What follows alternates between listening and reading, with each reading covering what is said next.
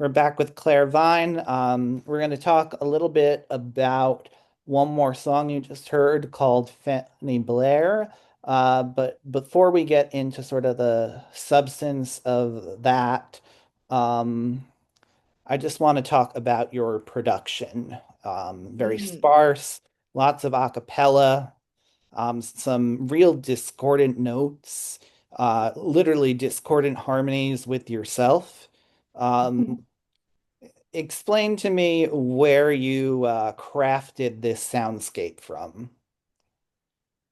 Um, it was quite funny when you first emailed me and you said something about what we'd be chatting about, and you said something about this sort of the unusual arrangements or whatever, and I haven't really thought about it that much. It wasn't a very intentional thing, and I've had a few reviews that have been sort of like a bit thrown by my the production and the arrangement, and I suppose it's one of those things that like if it's what you make, I don't know. I didn't think it was like particularly unusual. I suppose it's just sort of what I'm making, and then it's sort of come out, and that's when I've realised that maybe it's not.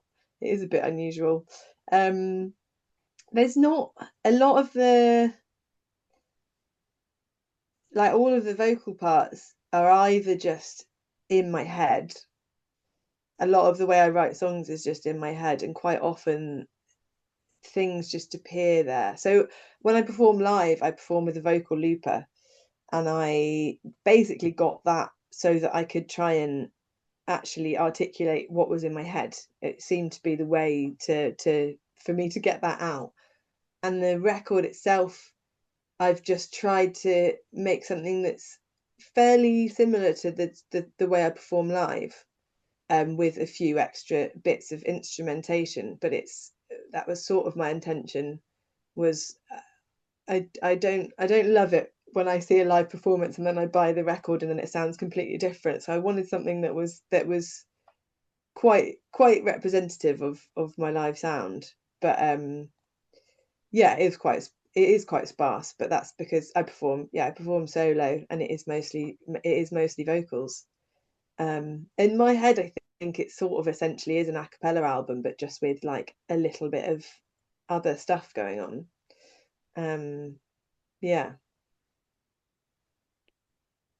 All right. I'm quite interested then, like when you hear these things in your head, um, how do you come up with those notes that just don't quite line up with each other? You know what I mean? Like you could be going for these sweet sounding harmonies, or you could go for those harmonies that create a tiny bit of discomfort, and you choose the latter. Is there a reason you go in that direction? Think it's not necessarily a conscious decision a lot of the time. I don't necessarily sit down and sort of write out like I actually I actually don't know what the chords are most of the time. I haven't really sat down and written them out and figured out what they are. It's just it's not really an intentional thing necessarily. Sometimes I suppose it is a bit, but I think it is just kind of my brain writing songs itself a little bit sometimes without yeah. But I think I do sometimes lean towards the slightly more weird, slightly darker stuff. I think it goes with the context of a lot of my songs sometimes. I'm trying to remember what I've got on there because I think I think it tends to maybe go slightly more with the subject matter. If it's a bit darker, then I'll be a bit more discordant, and if it's not, then it'll be a little bit more simple. But yeah, it's not a totally conscious decision some of the time. And on those tracks where you do bring in instrumentation, again, there's like a building of tension. I think I would say especially on Let No Man Steal Your Time, like Mm. there's this building of dread. So what are you doing to, know, go in that direction, craft those sounds? I think that song in particular, I've been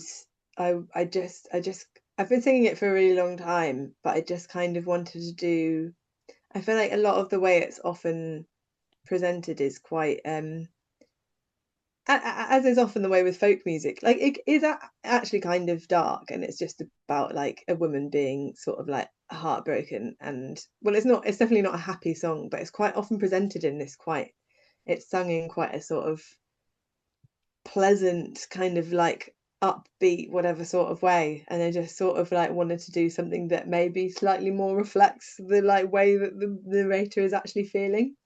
um I think it is quite an ominous story and quite an ominous message. And yeah, that was fully what I was going for in that one. Yeah, okay. I hear you. You're finding this vein in folk music to tap that's very dark, and you're not sort of putting that to one side to make it sound prettier. You're just going right for it. Mm. And it's a weird, I don't know why I've gone this way. It's just what I enjoy making, I think, because in reality, I'm actually just quite a like silly, fun person. I think I'm fun. I'm not, I can be quite serious, but I'm not I'm not really like doom and gloom all the time. But the album that I've made is quite, it's quite dark and quite serious. It's not necessarily reflective of like my what I'm like as a person, but it is, yeah, definitely musically just the direction I've kind of enjoyed going in. All right. So so Fanny Blair, going back to the themes in the first half, you've got a convincing storyteller, you have mobs behaving poorly, Mm, and in the end, you've got an 11-year-old victim who is then punished. Why did you reach into the long history of folk music and pull that song out? that song, weirdly, it got taught to me quite a while ago by a friend who was when he they taught it to me. It was presented to me as like this really tragic story of a man who'd been wrongly convicted of a crime that he didn't commit or whatever, and was going with that narrative. And then they sort of like sang it to me, and I was like, it is a beautiful tune, but it's like my feeling from it is like it's an 11-year-old girl who's been abused. And then when I kind of looked into it, there's a lot of deliveries of it again that are delivered in. It's very sympathetic to the man who's the narrator, and he literally names her as an 11-year-old girl in the story. And I'm like, in what world can we be believing that the man over the 11-year-old girl, she's literally 11, and it's yeah, and some yeah, and and then I kind of like forgot about it for ages, and I had this experience in a bar, actually at someone's wedding, with this really drunk guy who was like really nasty to me, and he said something about how I deserved to be like something about, what, when I was a teenager, he said something really nasty about, me deserving what I got, or something horrible. And I just like and then the next day, like, that song just kind of appeared in my head again. And so I sort of revisited it. And it's one of those things that's like, I guess that's the thing with folk music, is it's these stories that are from the past but just still are relevant and just keep coming around, even though like the setting is like, oh, it's in the olden days and it's this little girl being trialed in court, whatever. But it's like these things are still happening now, and why aren't why aren't we learning from them? And I just wanted to do a version of it that actually I added that one little verse on the end to kind of just try and be like, it, I just don't think she's the sorry, I don't think he's the victim in this. I think that she's the victim, but for so many years it's been told as if he's the victim. We just need to listen to women a bit more. That would certainly be the day. Yeah. So you you have you have this unique style. You take these traditional tunes that sort of line up with your life, line up with the society we're looking at. Mm. Are you um are you at all convinced that these folk songs are ever going to stop being relevant? Um,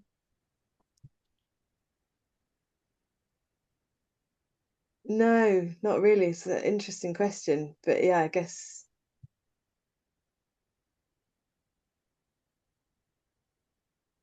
yeah, sadly, maybe not. I do. I don't know. I have felt hopeful that things are shifting and think like the sort of like younger generation seem really switched on. And I was actually talking to the person I live with the other day about, the amount of time it takes for things to actually change. Like for we were talking about the Equal Pay Act, which was brought in the 60s or 70s, and we still haven't really got to a point where we've got equal pay, but maybe it takes like several generations for those things to actually sort of like start really, people when people are adults that are quite far removed from what it used to be like before that. And I have felt quite hopeful that I feel like the younger generations that are coming up seem pretty switched on, but then yeah, the way things have spiraled in the last couple of years, I feel like we're becoming even more polarized. So in some ways we're progressing, and then in some ways we're going. I feel like we're going backwards. So yeah, no, I don't know if I think these songs will stop being relevant. Sadly, uh, yeah, be nice.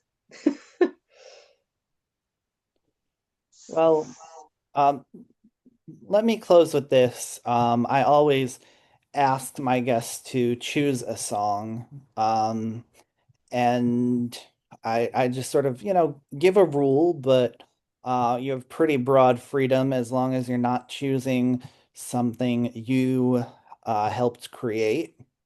Mm. Um, so so for you, I think I'd like for you to share with me a take on a traditional song that you think is unique or worthy, like a modern take on a traditional song that comes out as either really relevant or really interesting, just I don't know, because the ones you presented were just different and spoke to the times we're in now. And I'm hoping you can close the show with a little more of that energy. Um. Wow. Uh. I